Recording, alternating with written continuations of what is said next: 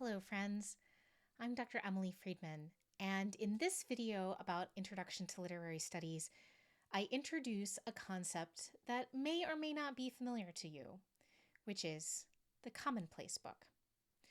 So, the idea behind the Commonplace book is an analog answer to a lot of the challenges we have around note taking.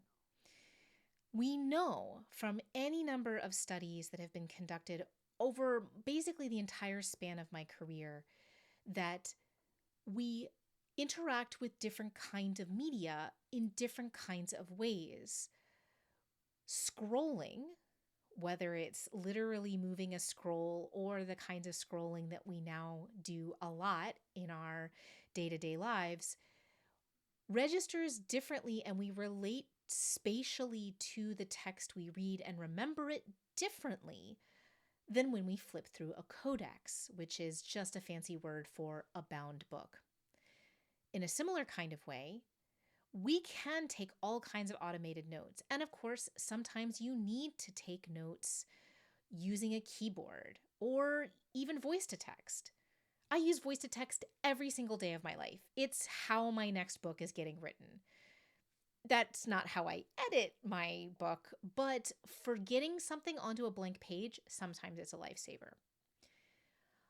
But it's worth taking a moment, especially in a college experience, that's invested in the analog in all kinds of ways, to think about the value and the affordances and what we get out of doing something slower by hand.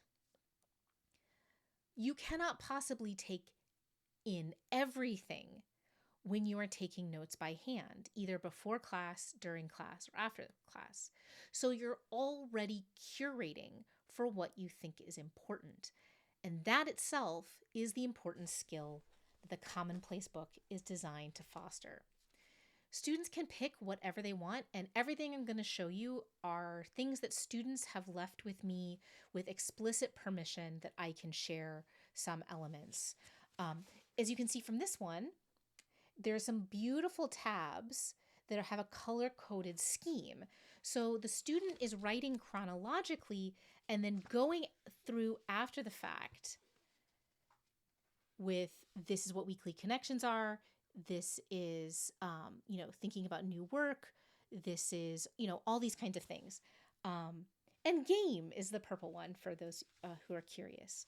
This student is also using Post-it notes that she applied into the novel that she was reading and then pulled them out and put them in the kind of place that she wanted to have them later on. And she did this for everything from play reports and thereafter. She also went back through her notes and highlighted to re-emphasize. And this is all the kinds of things that you want to see in a Commonplace book. In other words, that there's an initial encounter with the readings or play or whatever is being expected that you're going to talk about in class, that you come prepared. Like, this is a really good way of not having a brain fart when you're in a discussion-based class. You've always got something that you can read off, even if you don't like thinking on the fly or talking in front of a bunch of people. Then during class, you can write down the cool things your classmates say, and maybe I said something funny or stupid or a visual idea sparked in your head. You get those down too. And then at the end of the week, I ask students to take a prompt, most of which are creative, and synthesize the thinking that they've been doing that week in one final submission that they can put into this book, take a photograph of, upload. I don't use a learning management software, but instead a box hard drive. And I'll probably be walking folks through the architecture of that in a kind of Patreon exclusive post. But as you can see, a lot of students really love getting a special notebook for this purpose, but you don't have to. First of all, you can be like Addie, and you can just make your spiral bound notebook a beautiful object. Or, you can just buy a cool spiral bound notebook that has a cool cover in it. But many of my students will, in addition to like finding beautiful objects, which I, of course appreciate, will just take a binder, not a big one that they can carry around that's floppy, and maybe they'll only give me the loose leaf sheets out of it. This is my favorite cover sheet of all because it's an 18th century style. Beautiful work here. But yeah, so you don't have to overthink it in order to get a good grade, and you don't have to be an artist. You don't have to make it into a beautiful object. The key here is figuring out a system that works for you and a workflow. So I'm a power lifter, and so I'm very fond of using metaphors around kind of putting in the reps. And the Commonplace book is where you first put in those reps of not just thinking or reading or listening or playing, but making sure that future you remembers and recalls and has some aids to memory.